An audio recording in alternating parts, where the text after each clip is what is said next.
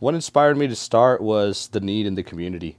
You know, me being a musician in the local area, there was no resources here around here, and you know, seeing the stats of like teen pregnancies, of suicide rates, of drug abuse, like there's so many negative things going on, and there was a strong need, and music saved my life. So music has always been kind of my part of how I can save others, essentially, and I've been doing it prior.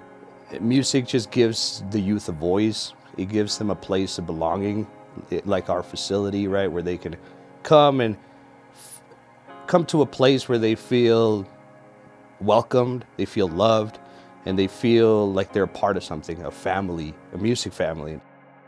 My name is Edgar Quiroz. I'm the executive director and founder of LFMG Music Academy. Again, I'll keep repeating it. This is way bigger than music, right? A lot of people think that you know, we're just your typical music academy, right? We're not.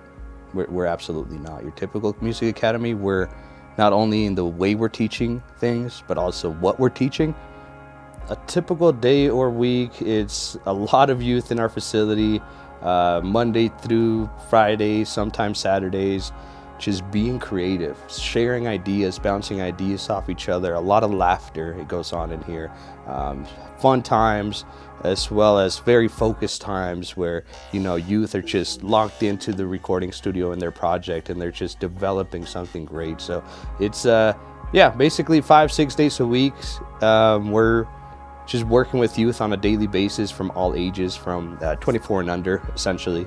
A lot of creativity day by day.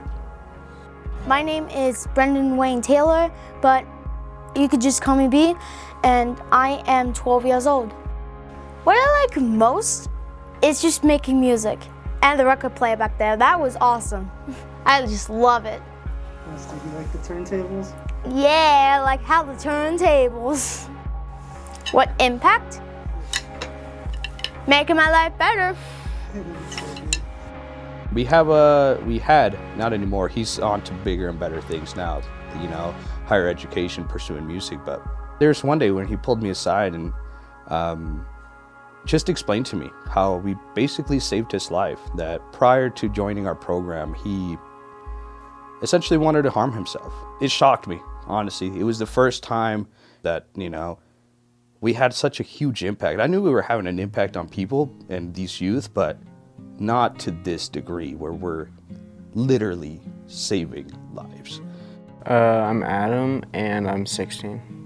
I feel like it's kind of an escape for a lot of people, especially for kids who go through a lot of crap in their life, and they kind of find their escape through music, and what a better way to escape than make it yourself, so. Music has always, like I said, been part of my life, and growing up in Telluride, I actually used to host workshops, songwriting workshops, beat making workshops for youth. This was in my early teens at the Wilkinson Public Library up there in Telluride.